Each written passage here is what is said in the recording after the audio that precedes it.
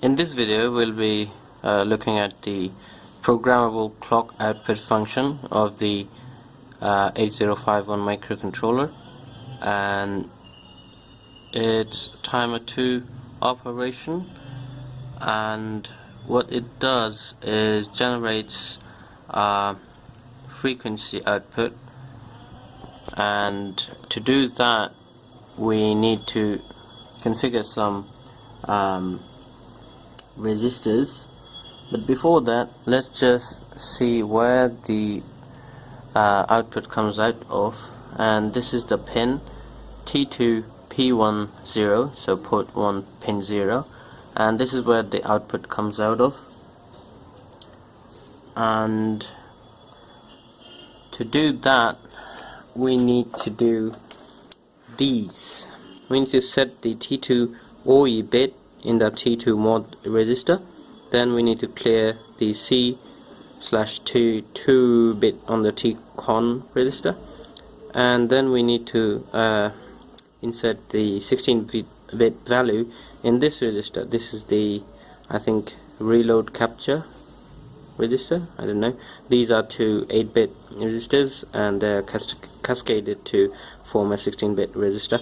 And then we have to load the initial value or into the TH2 and TL2 resistors, and then we need to set TR2 bit to start the timer.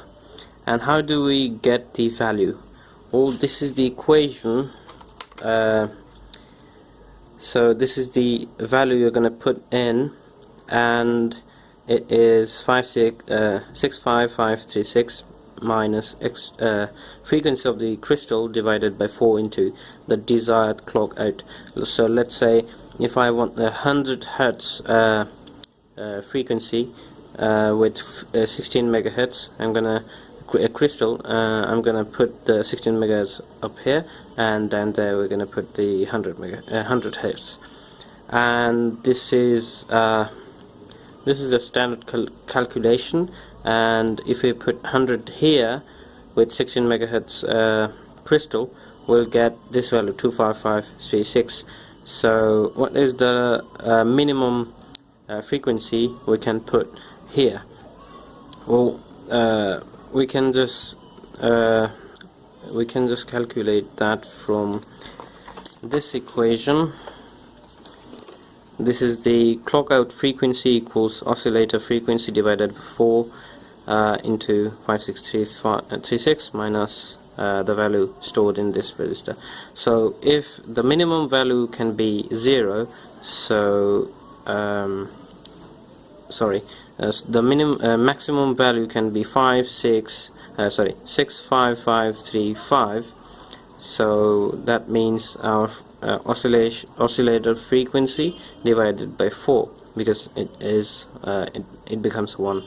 So then if we have a 16 megahertz crystal, we'll get the 4 megahertz maximum output, and the lowest frequency we can get is, if this is 0, so the oscillator frequency divided by 4 into 65536, and let's put that in. So that's 16 megahertz divided by 4 into 65536, and it's close to 61 hertz, and let's see the code now. So this is the code, and you can probably see that we haven't done anything in the while loop. We don't have any polling method to monitor the timer flag. Neither do we have ISR routine. We don't have an interrupt service routine, because all this toggling is done by the toggling and auto reload is done by the hardware, so we don't have to do anything like that. So what we need to do is these steps, and this is what we've done here. So T2 OE bit is set, C T2 bit is cleared, then we load the R, C, AP, 2H and L registers with this. Okay, in these registers we put some values in, then the initial value in the TH2 and TL2, and then we start the counter. So it should give us a frequency of 61 Hz. Let's see if it's true. It's a bit tricky to hold the camera and